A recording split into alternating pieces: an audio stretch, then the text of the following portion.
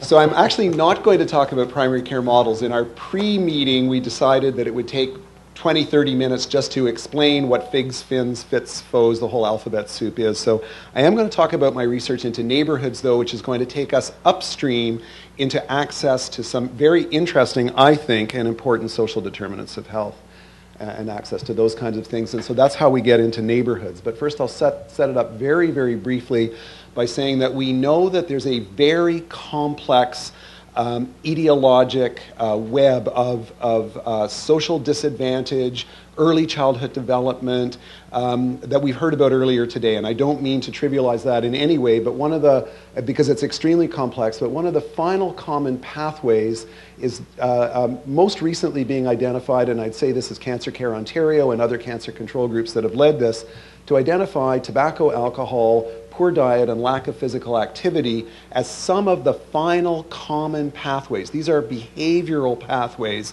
that lead to many of the leading causes of mortality and morbidity and disability in Western societies.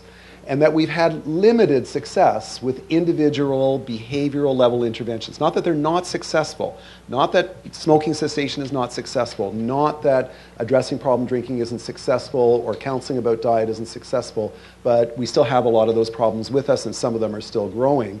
Societal interventions have been really, if you think about tobacco control, taxation, regulation, putting warning labels, putting packages behind displays and so on, raising taxes, those things have had a larger degree of success. But when we think about these behaviors, these are not just matters of individual choice, and this comes to what Jeff referred to earlier about blaming people who are homeless. People are shaped by their environments to an enormous degree.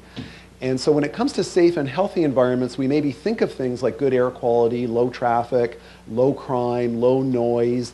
But I'm going to challenge the group a little bit to think about our environment as whether it can encourage or discourage these four huge health habits, or health behaviors, let's say, they're not, to call them more accurately, tobacco, alcohol, promoting good diets and physical activity, or inhibiting those things. Can our environment, can where we live, can our neighborhoods have any impact on that? So their local environments, tobacco exposure and the adverse effects of tobacco exposure dramatically decrease with smoking bans.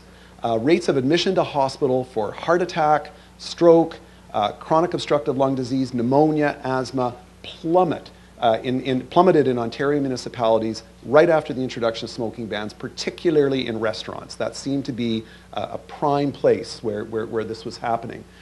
Colleagues of mine have looked at serious assault and its relationship with the volume of local alcohol sales, and there's a very strong relationship between those things. Hospitalized assault and the volume, the daily fluctuation in the volume of local alcohol sales. So what about diet, physical activity, and the very serious consequences down the road of obesity and chronic disease such as diabetes? So obesity, as I don't need to really tell you, is the leading cause of heart disease, cancer, arthritis, diabetes, many other things. Simplistically caused by eating too much and not burning off enough calories, dramatically increasing, now affecting about 25% of adult Canadians. Obesity is a major risk for type 2 diabetes. So there was a 69% increase in diabetes from 1995 to 2005 in Ontario. Large variation in this across neighborhoods that I'll show you in just a moment. Non-Caucasian ethno-racial groups are at much higher risk than Caucasian groups are of developing type 2 diabetes, which is the leading kind in adults. And there are very complex interactions with socioeconomic status, gender, and ethnicity.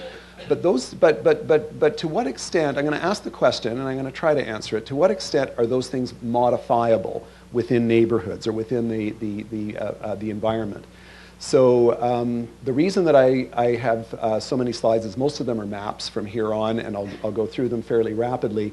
This is one on median house, and I apologize for the Toronto-centric nature of what I'm going to do. So the northern boundary here is Steeles, eastern boundary is Scarborough, where Scarborough meets Pickering, the western boundary is with Mississauga, and then Lake Ontario to the south. And this is a map that was popularized by the United Way about a decade ago called Poverty by Postal Code.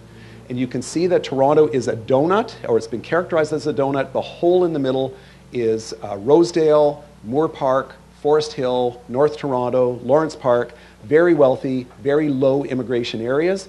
The low-income, high immigration areas surround are the donut. That's the whole, they are the donut, and a few areas on the outside are more advantaged as well. Immigrants tend to settle. I don't like the term visible minority. In Toronto, I'm sure the 2011 census will show that it's a visible majority, but this is the term that Statistics Canada uses. This is the 2011 census won't be available till 2013 for this particular variable, so I'm using 2006. But you can see this is also the donut, and you've got the hole in the donut with a very low percent of visible minority, and there are places in the donut itself. Sure, that's great. Oh, terrific, thank you. Terrific. So you can see that there are places up here where up to 94% of the population is non-Caucasian. So here's the map of diabetes in Toronto, and you can see that this is not a donut. It's got the hole, but it doesn't really join at the bottom so much, and it doesn't join at the top so much, but large parts of Scarborough and large parts of northwestern Toronto descending down towards downtown have very high diabetes rates. These rates incidentally, let me just get rid of that somehow without creating more trouble. Those rates reach close to 8 or 9%, and in the hole in the donut are 2%. So we have an enormous variation in adult diabetes rates in Toronto. The pattern follows low income and visible minority. So it follows those maps, but except for downtown. So what is happening in Toronto's downtown core? Because this is where I focus my research, and every piece of research I did before this showed low cancer screening, high hospital costs, high rates of smoking. I didn't really understand why this was happening. So in order to be diagnosed with diabetes, you have to see a provider and you have to get a diagnosis. We have this phenomena of recent immigrants, particularly in high turnover areas like downtown. Maybe they don't have time to get diagnosed, or maybe they're healthy when they arrive because of screening. Is there any possibility that these folks could actually be, that the downtown could be health promoting? And so this was a bit of a surprise for us. When we started to look at healthy foods, we got data from the Ontario Food Terminal and from the major chain grocery stores, and we located them all on a map, and we figured out geographic access per 10,000 people to the nearest source of healthy food, which we defined as fruit and vegetables, as produce. And you can see the downtown core has got great access, and many other parts of the city we calculated up to 40 minutes in each direction by transit or by walking to get to the nearest carrot stick, banana, or tomato, because we think we tracked all of them. Except for farmers markets, we think we tracked it all. Trips walking or bicycling also very heavily concentrated in the downtown core. Transit, the same, concentrated in the downtown core. We put this together in an index we called the Activity Friendly Index, which, believe it or not, included density and destinations. It also included crime. Still, the downtown was much more activity friendly, even with all those things figured in, than the rest. And then here's kind of the bottom line of what we found. So we find in areas like the northwest of the city and large parts of Scarborough, this is the statistical relationship with a p-value of less than 0.05 of both high diabetes rates and low activity friendliness. And we made it red on purpose. We meant this to be disadvantageous, undesirable. The blue was used for advantageous areas. These have low diabetes rates and high walkability. And these areas have poor walkability, but still low diabetes rates. And you'll see in a moment why they're exceptionally wealthy areas. And so here's the only really complicated thing I'm going to show you. So we have income on the x-axis on a log scale. We have diabetes rates from 2% up to 8% on the y-axis. And you can see the wealthy folks have low diabetes rates. And this is dramatic. These are the low-income neighborhoods up here. These are the high-income neighborhoods. These are the 140 Toronto neighborhoods.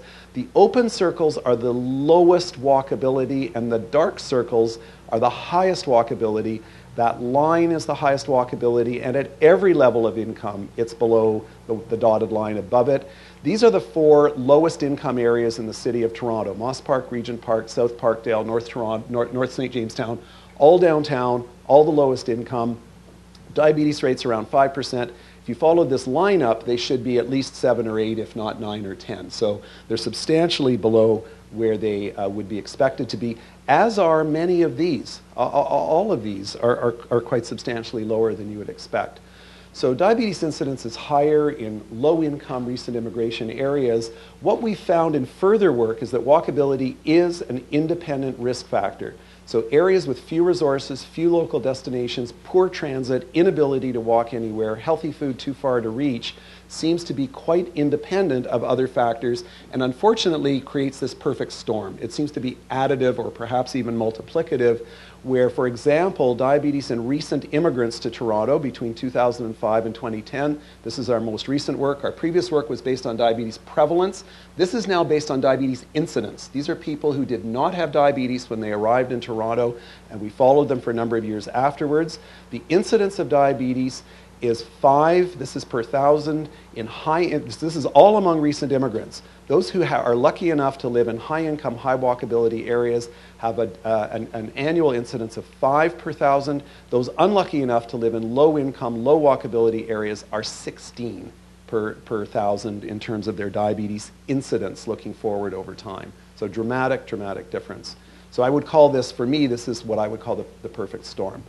So I'm going to talk ever so briefly, but this is really the solution space. It's easy for those of us doing health equity research to talk about the problem space. And I know this afternoon is really we're wanting to focus on the solution space. And some of this is within the health system. Certainly we need to do what we can at the micro level, the individual level, to prevent diabetes, to prevent obesity, to promote healthy lifestyles, to treat people when they have these conditions. But also, we've been doing a lot of work, particularly with Peel region. Peel gets 30,000 new people every year, many from South Asia, which is a very high-risk part of the world.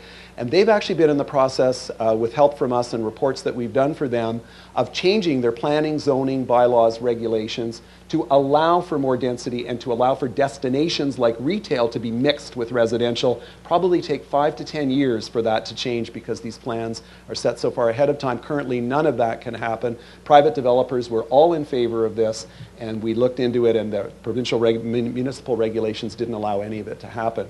We're in the middle of a debate at City Hall that you're very well aware of cars versus rapid transit, the war on cars, and so on. I can say that Transit City runs through every one of the highest diabetes areas. If it's ever built, it will enormously improve people's access to healthy resources. It's just my own personal pitch there. Healthy resources like parks, recreation centers, healthy food sources are well supplied in some areas and very, very poorly supplied in others. And again, zoning, regulation, taxation, working with private industry, working with developers can address a lot of these things. And then in Peel region, people actually wanted to walk places and couldn't. There's blowing garbage, 6-lane roads, barriers between major 400 series highways, no snow cleared. All these kinds of issues turned out to be enormous. So just to finish up, health-friendly neighborhoods would be part of a strategy. So this was what I would consider like the meso level, the local neighborhood level. But we need macro level strategies, as we've had with tobacco control around taxation, regulation, legislation. We need micro level policies and action around individuals, counseling, education, and supports.